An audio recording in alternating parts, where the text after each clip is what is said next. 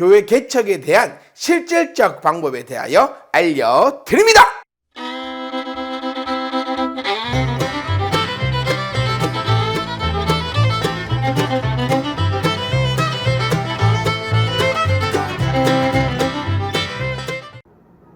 안녕하세요. 천민희망교회 김기한 목사입니다.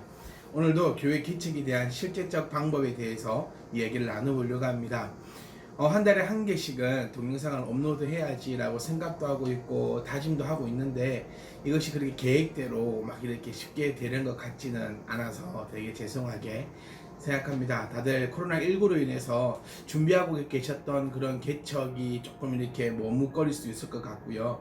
여러 어려운 그런 상황이 있을 수 있는데 저는 이렇게 생각합니다. 코로나19 때문이 아니라 코로나19 덕분에 우리 가운데 또 은혜가 넘치고 또 좋은 일들이 일어났으면 합니다. 오늘은 우리 인테리어 업자를 선정을 했다. 스토리적으로 한번 가봤으면 좋겠어요. 지금까지 우리가 함께 나눴던 그 이야기들을 스토리적으로 한번 쭉 살펴보시고 지금 우리의 스토리는 이겁니다. 이제 인테리어 업자를 선정까지 하려고 그 사람과 얘기를 나눌 때에 무엇을 확인해야 되고 또 무엇을 보아야 되며 무엇을 체크해야 될 것인지를 한번 살펴보고자 합니다. 저희 교회가 지금 확장 공사 중입니다. 다행히 여러 가지 은혜와 또 여러 가지 기쁨들이 있어서 확장 공사를 하고 있는데 또 그 경험이 또 들어오면서 교회 개척할 때도 생각나고 또 여러 가지 상황들이 또 이렇게 생기면서 여러분들에게 조금 더 좀 생생하고 더 재미있는 그런 정보로 여러분께 정해드릴 수 있지 않을까라는 생각을 해보면서 오늘도 동영상으로 한번 시작해 보려고 합니다. 자, 여러분, 인테리어 업자를 우리가 딱 이렇게 이제 선정을 했다. 근데 이거 선정하는 것도요, 한 사람의 인테리어 업자만 할 필요가 없어요. 제가 지난번 방송회 때도 좀 말씀드렸고, 또 저도 방송을 한번 확인해 보니까 좀 과격한 표현을까지 써가면서도 제게 좀 강하게 말씀드렸던 이유는 절대로 목사님들이 바보가 되어서는 안 됩니다. 이거는 정말 전투예요, 전투. 눈 뜨고도 코벼가는 세상이 바로 이 건축 현장, 이런 인테리어 현장에서 지금도 일어나고 있다는 사실이에요.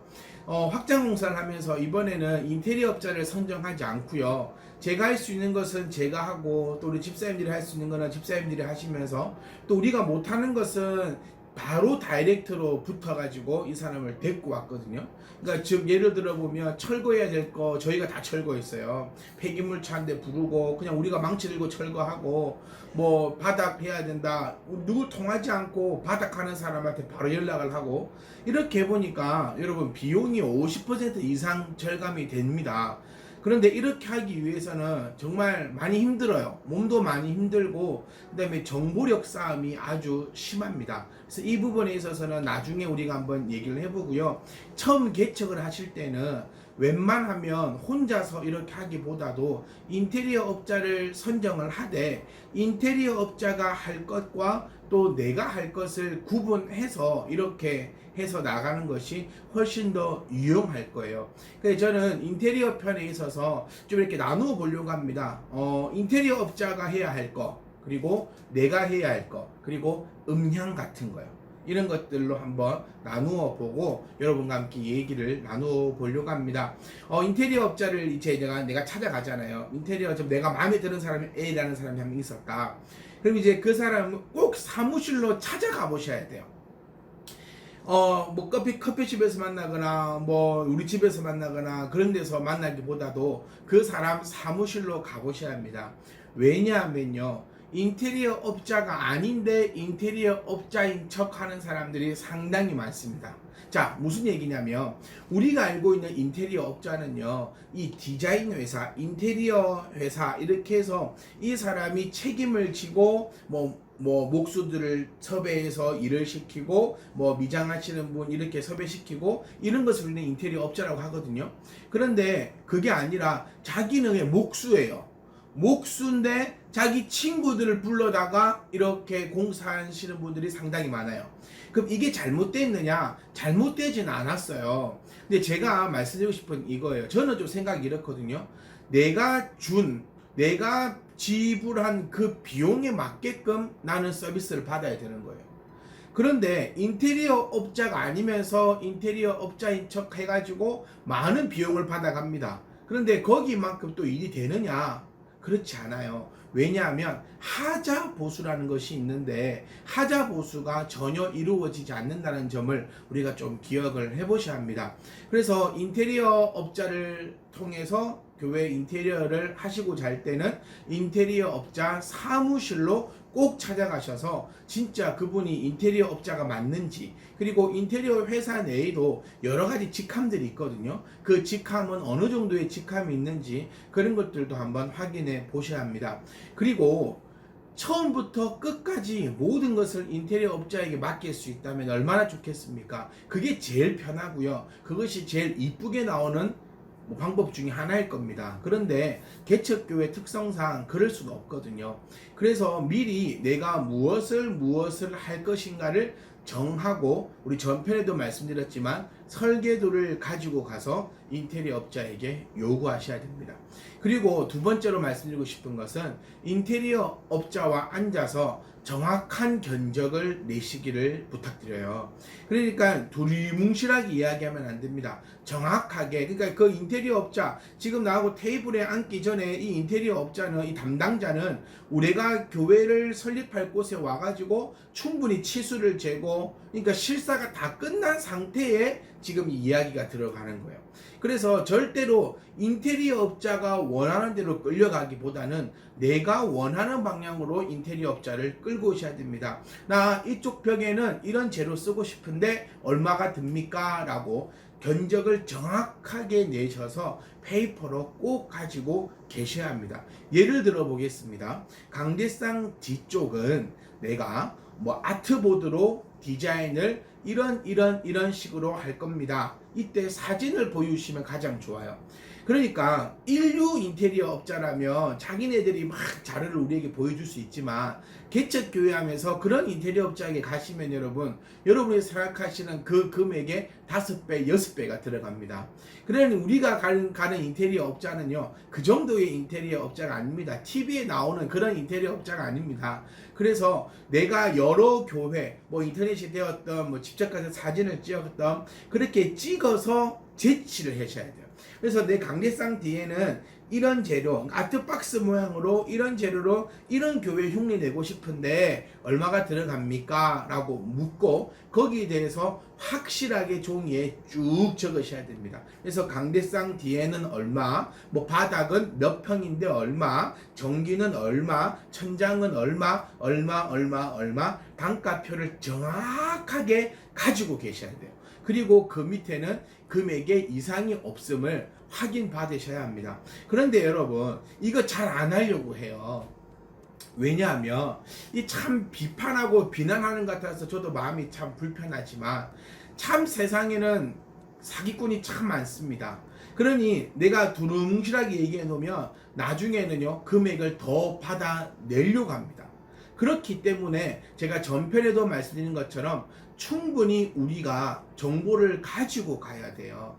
보통 목재는 얼마 정도 하는지, 여러분 인건비 한 품, 1품이라 부르거든요. 이 인건비 1품이 얼마나 하는지, 그리고 이 정도 공사를 하려면 며칠이나 걸리겠는지를 잘 계산하셔야 돼요. 어쨌든 이것은 인건비 싸움입니다. 요즘에 정보가 워낙 공개가 되다 보니까 이제 인테리어 업자들도요, 이런 재료 가지고는 장난을 잘 못 쳐요. 예를 들면 편백 루바 한 평에 1,000원 하는데 인테리어 업자는 한 평에 10,000원 한다고 속일 수가 없다는 거예요. 그러면 어디서 이제 이것을 남겨 먹으려고 하느냐? 바로 인건비입니다. 여러분, 업자들도 분명히 이윤이 있어야겠지요. 그런데 이 이윤이 거짓이 되고 사기를 쳐서 더 많은 이익을 가져가면 안 된다는 얘기예요. 그래서 내가 정보를 가지고 달라들어야지만 속지 않고 그 정보에 의해서 정확하게 할 수 있습니다. 그래서 여러분, 페이퍼로 쭉 내역을 다 적고 합계 금액을 적으셔야 됩니다. 그리고 꼭 특약사, 이것은 제가 꼭 부탁드리는 건데, 절대로 공사비를 다 주셔서는 안 됩니다. 계약금으로 10% 주세요. 그리고 중간마다 10%를 주시고 절대로 50%를 넘기지 마십시오. 그리고 공사가 다 끝나고 내가 확인 다 하고 난 다음에 나머지 50%를 지불하면서 공사가 마무리되어야 합니다.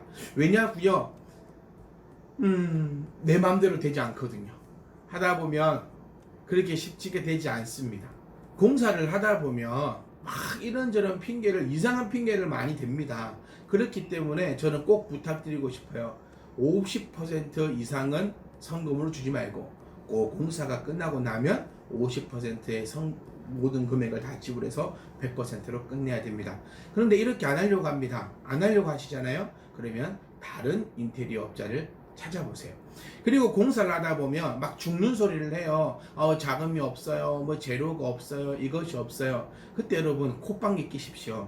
우리의 공사가 억 단위의 공사가 아닙니다. 기껏해야 뭐 1,000만 원, 2,000만 원, 3,000만 원 요 정도의 공사예요. 그런데 공사하시는 분들이 이만큼의 자금이 없어서 못 가지고 온다? 여러분 어쩌면 저보다 더 잘 아실 수 있겠지만 공사는 거의 대부분 외상입니다.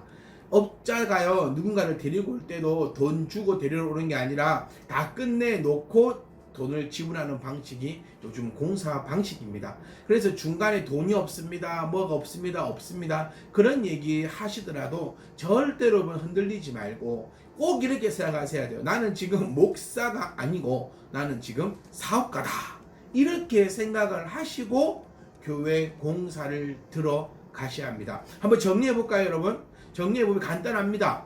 업자를 선정할 때 내가 알고 덤비자. 최소한 내가 어느 정도 금액이 들어갈 것인가는 알고 덤비자. 두 번째, 내가 필요한 것을 사진으로 정확하게 요구하고 내가 원하는 대로 해달라고 해야 됩니다. 세 번째, 이 모든 내용을 문서화 시켜야 합니다. 그리고 네 번째로는 절대로 공사 대금을 일시불로 지급해서는 안 됩니다. 저는 이번 장에서 포인트는 공사 대금을 절대로 일시불로 지급하지 말라라고 하고 싶어요. 절대로 일시불로 지급해서는 안 됩니다. 아시겠죠 여러분? 이 정도만 우리가 알고 인테리어 업자를 만나더라도 인테리어 업자에게 당하는 일은 없을 거예요. 개척교회 초창기는 시작은 지금 인테리어가 되는데 이 인테리어의 키포인트는 내가 얼마나 쏙느냐 쏙지 않느냐 분명히 여기에 있을 것 같아요. 그래서 우리 사랑하는 목사님들, 우리 개척하실 때에 이 인테리어 비용을 정말 아름답고 지혜롭게 잘 우리가 운용해서 필요한 거, 필요 없는 것을 잘 분별할 수 있기를 그렇게 원합니다. 할 것이 많아요. 이제 인테리어를 시작했다. 그러면 이제 집기부터 사는 것부터 시작해서 음향시설, 그다음 해야 될 것이 너무 많기 때문에 또 이 다음 이야기는 또 다음 달에 우리가 함께 만나겠습니다. 꼭 저는 10월 달에는 꼭 돌아오도록, 추석 전에는 꼭 돌아오도록 제가 노력을 다하겠습니다. 혹시 궁금하신 사항이 있으시면 댓글로 남겨주시면 제가 또 성의껏 대답해 드리도록 하겠습니다. 사랑하는 우리 목사님 여러분, 우리는 개척교회입니다. 할 수 있습니다. 두려워하지 마시고 내가 노력하면 할 수 있습니다. 그런데 노력하지 않으면 할 수 없습니다. 이거는 개척교회뿐만 아니라 모든 것이 다 그렇겠죠. 여러분 오늘도 함께 해주셔서 감사합니다. 그럼 저는 이만 인사드리겠습니다. 안녕.